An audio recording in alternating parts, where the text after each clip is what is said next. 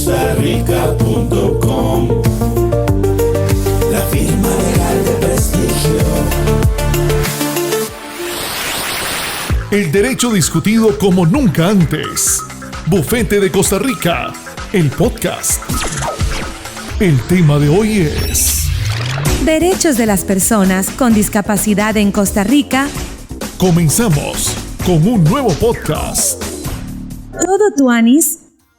Qué bueno tenerlos de vuelta en Bufete de Costa Rica. El episodio de hoy es uno que nos define como sociedad. Derechos de las personas con discapacidad en Costa Rica. Y es fundamental iniciar reconociendo que nuestro diálogo se construye sobre el inspirador y profundo análisis del licenciado Larry Hans Arroyo Vargas. Para desgranar este tema tan complejo, contamos con dos voces excepcionales.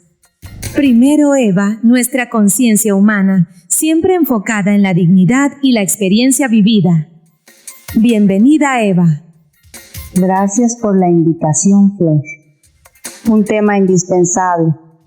Y con nosotros, Henry, nuestro crítico social, quien siempre nos obliga a confrontar la ley con la realidad de la calle. Bienvenido, Henry. Un placer, Flor. Listo para poner el dedo en la llaga. Para dar inicio, exploremos la piedra angular de todo esto. La evolución paradigmática en el abordaje de la discapacidad. Suena técnico, pero en el fondo es un cambio radical en cómo vemos a las personas. Eva, desde una perspectiva humana, ¿cómo se siente pasar de un modelo que te veía como un problema médico a uno que te reconoce como sujeto de derechos? Gracias, Flor. Es pasar de ser un objeto de estudio a ser el protagonista de tu propia historia. El modelo médico anterior nos definía por lo que no podíamos hacer. Te etiquetaba, te reducía a un diagnóstico como el ciego o el sordo y toda la conversación giraba en torno a arreglarte. El modelo social de derechos humanos, en cambio, nos devuelve la dignidad al reconocer que la discapacidad surge de la interacción con un entorno hostil. La limitación no es intrínseca a mí, es la escalera la que me discapacita, es el documento sin formato accesible, es la actitud condescendiente. Este cambio no es solo semántico, es existencial, porque te devuelve el poder de decir, el problema no soy yo, es una sociedad que no fue diseñada para incluirme. Y ahí es donde debo intervenir. Ese cambio de paradigma es una victoria jurídica y filosófica monumental, pero seamos honestos, es una victoria que se ha quedado en gran medida en los salones de la academia y en los textos legales. ¿De qué sirve que la ley diga que la barrera es la escalera si la escalera sigue ahí?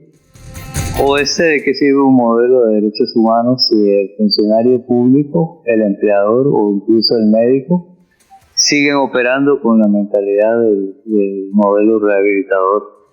El discurso cambió, pero la inercia cultural es brutal. Celebramos la ley mientras la persona con discapacidad sigue luchando contra las mismas barreras físicas y peor aún, mentales, que existían hace 20 años.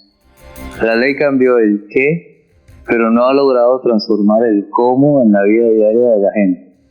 Entiendo tu punto, Henry, y es una crítica poderosa.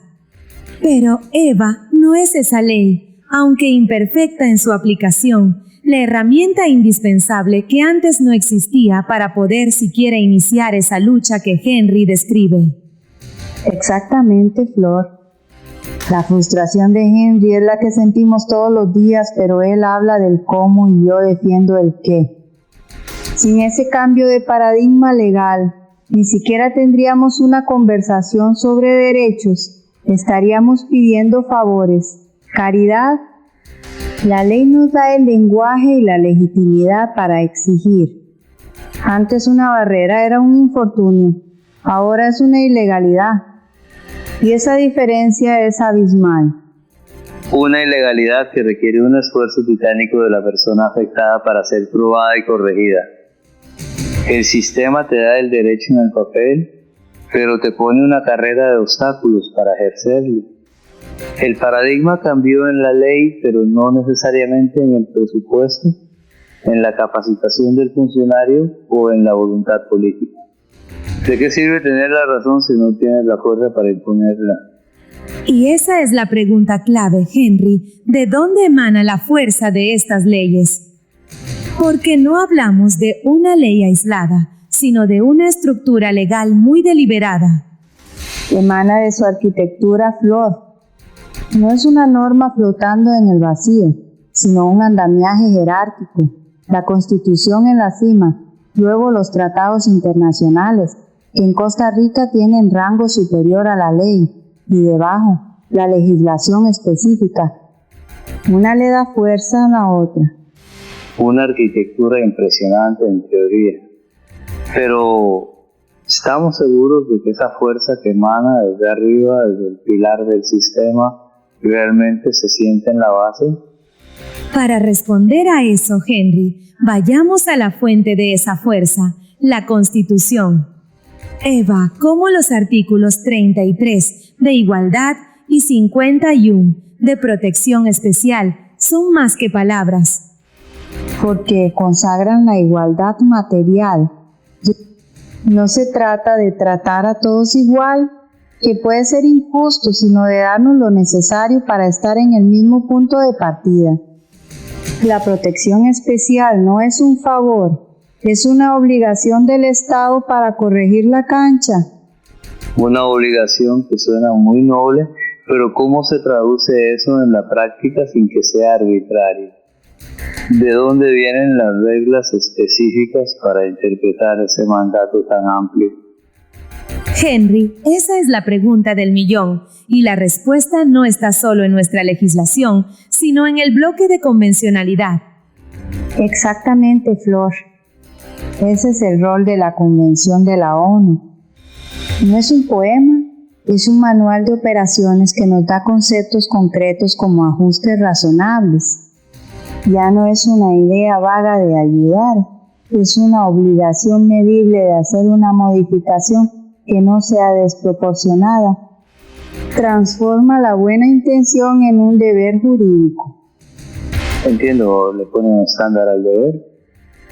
Pero estas convenciones no llegaron a un vacío legal, chocaron de frente con figuras jurídicas centenarias. ¿Qué pasa cuando un tratado te dice que todos tienen capacidad jurídica y tu Código Civil dice que a ciertas personas se les puede quitar por completo? Henry, tocas el corazón del conflicto. Esa figura que mencionas, la interdicción, era precisamente ese sistema de sustitución. Y era una muerte civil. Te quitaban tu voz. El nuevo paradigma con la ley 9379 no te quita la voz, te da un megáfono si lo necesitas.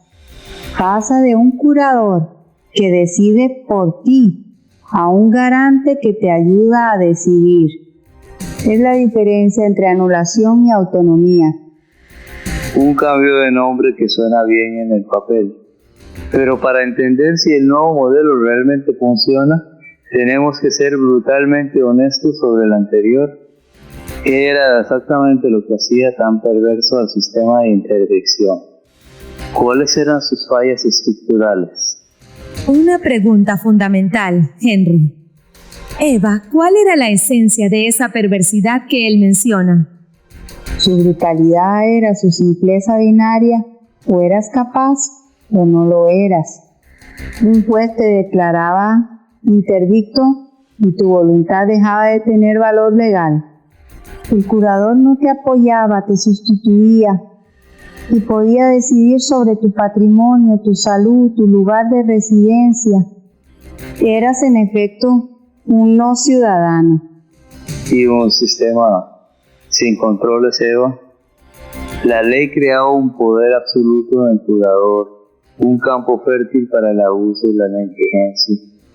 Al ser un sistema de sustitución y no de apoyo, la pregunta crucial es ¿cómo la ley 9379 desmantela esa lógica y construye un andamiaje que verdaderamente promueva la autonomía?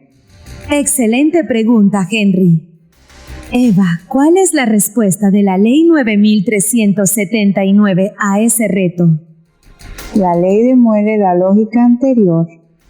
Primero, establece una presunción legal de capacidad para todos. El punto de partida es que eres capaz.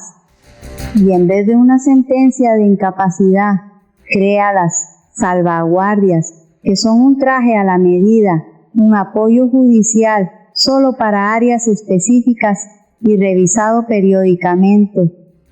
Es un cambio de una solución nuclear a una de precisión quirúrgica, pero en este nuevo modelo surge la figura del garante. No se corre el riesgo de confundir su rol, que es de apoyo legal, con otras formas de asistencia más cotidianas. Una confusión que la ley se esfuerza mucho en aclarar, Henry. Es una distinción fundamental. Totalmente. El garante te apoya para ejercer tu capacidad jurídica, firmar un contrato, tomar una decisión médica. El asistente personal te apoya en tu vida diaria, moverte, comunicarte. Se rompe el prejuicio de que necesitar ayuda física te hace incapaz de decidir. Una separación conceptual elegante, sin duda. Pero nos lleva a la raíz del problema práctico. De nada sirve tener un garante para tu capacidad jurídica si las barreras del día a día físicas de transporte, de comunicación, te impiden siquiera llegar al lugar donde necesitas ejercer la capacidad. Y ahí aterrizamos en la médula del problema práctico, Henry, la Ley 7600 y su mandato de accesibilidad universal. Y es un mandato integral.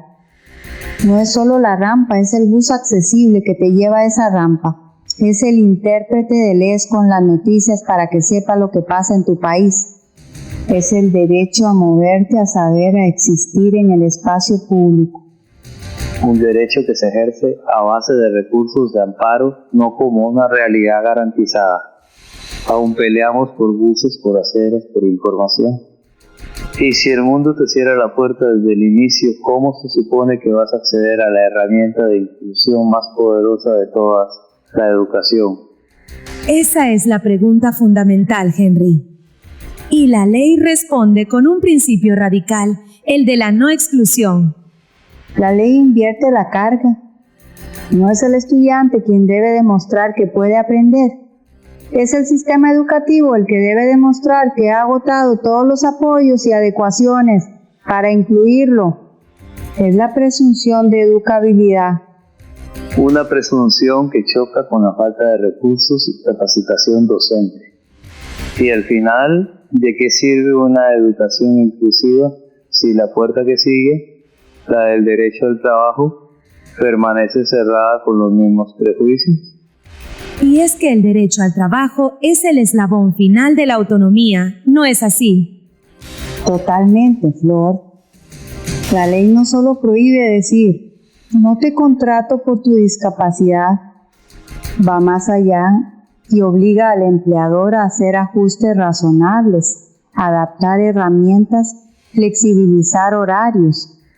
No te pide que cambies, pide que el puesto de trabajo se adapte a tu talento. Un concepto poderoso, el de ajuste razonable, pero con una puerta de escape muy conveniente para el empleador, la carga desproporcionada, un concepto que se puede estirar hasta el infinito para justificar la inacción.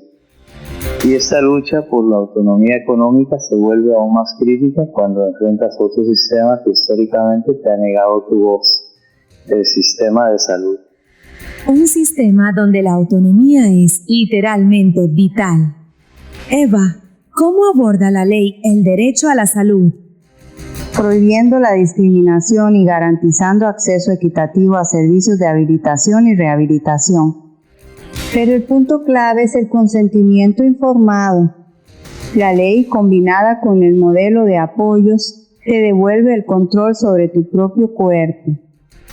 Ya no es el médico o el familiar quien decide por ti. Pero en una crisis médica la dinámica de poder es abrumadora. Si no tienes los apoyos adecuados en ese momento crítico, tu derecho al consentimiento informado se vuelve una ilusión. Y si tus derechos son vulnerados en la salud, el trabajo o la educación, ¿cómo puedes defenderlos? ¿Qué tan accesible es el sistema judicial para alguien a quien la sociedad le ha puesto barreras en cada esquina? Y ahí tocamos el núcleo de la ciudadanía, poder defender tus derechos y participar en las decisiones políticas. Exacto.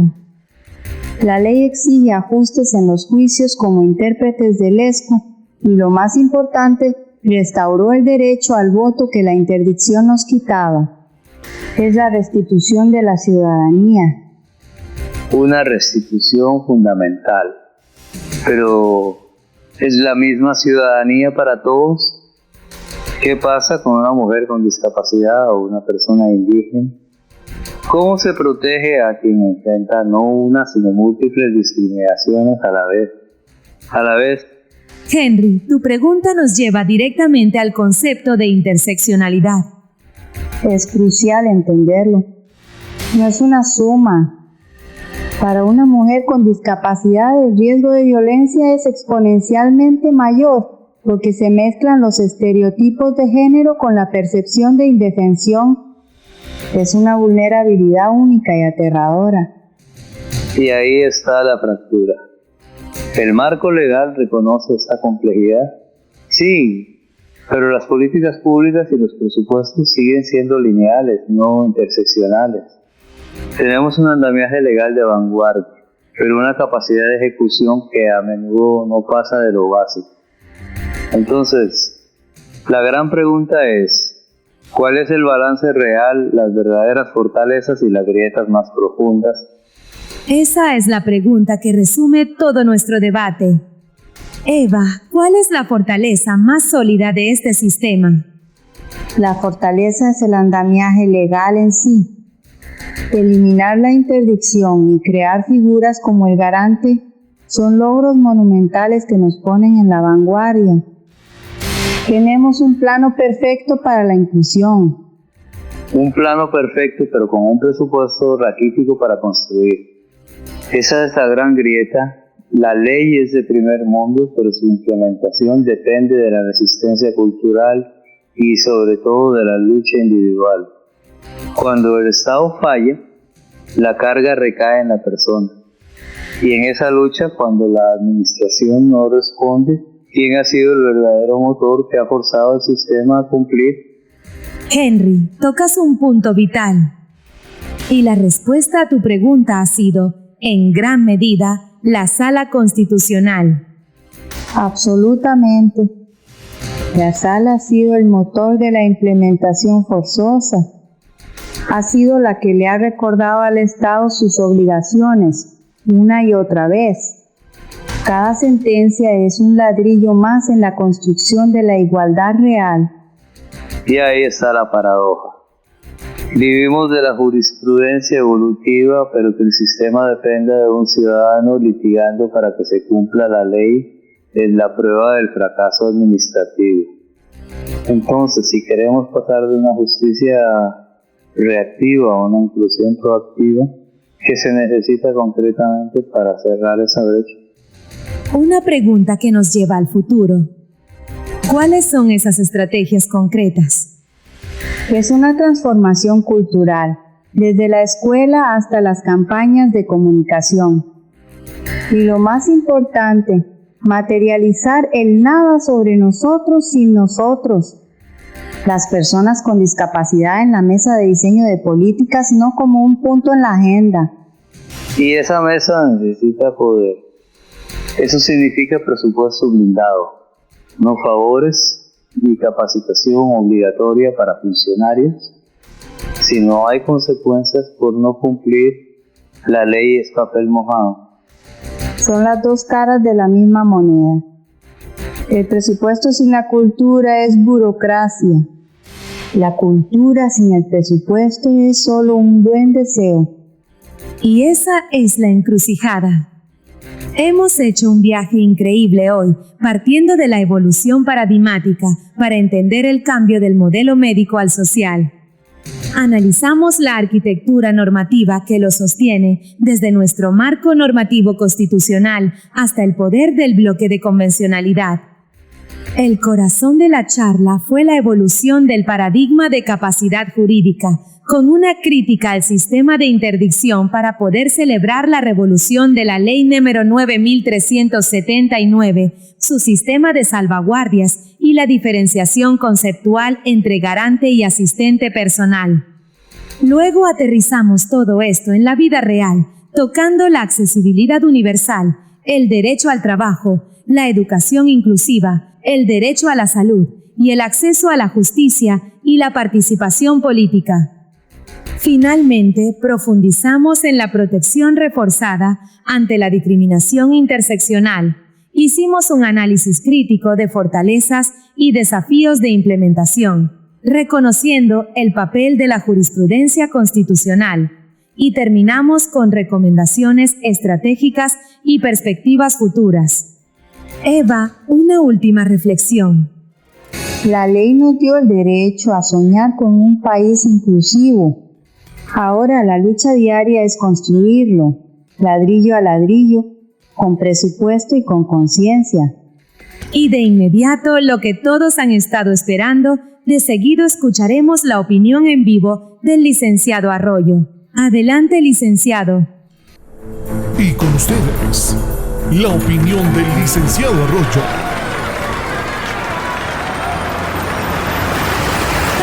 El marco jurídico que protege a las personas con discapacidad en nuestra nación, si bien es un avance, se fundamenta en una premisa que ya resulta obsoleta. Seguimos anclados en un paradigma de asistencia, de compasión, de ver la condición como una limitante que debe ser gestionada. Dicho enfoque es, en sí mismo, una barrera, una que limita no solo a la persona, sino al potencial colectivo de nuestra sociedad. La verdadera vanguardia no reside en la construcción de más rampas, que por supuesto son indispensables, sino en la demolición de las arquitecturas mentales que nos impiden ver el panorama completo. Hablamos de neurodiversidad, no como un déficit, sino como un sistema operativo distinto, capaz de procesar el mundo y hallar soluciones que la neurotipicidad ni siquiera puede concebir. Hablamos de la discapacidad física no como una ausencia, sino como un catalizador directo para la innovación tecnológica y la redefinición de la capacidad humana.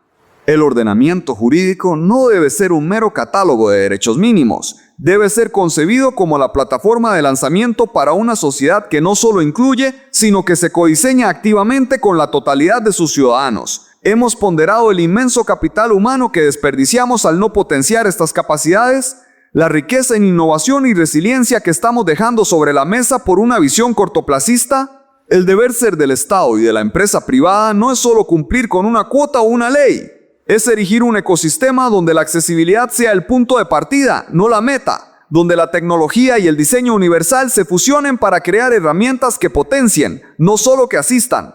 La próxima gran revolución no será industrial ni digital en el sentido que la conocemos, será la revolución de la capacidad humana en toda su extensión. Y Costa Rica, con su temple y su tradición jurídica, no puede ni debe conformarse con seguir los pasos de otros. Debemos liderar la conversación, transformando el postulado de la discapacidad en el manifiesto de la superabilidad.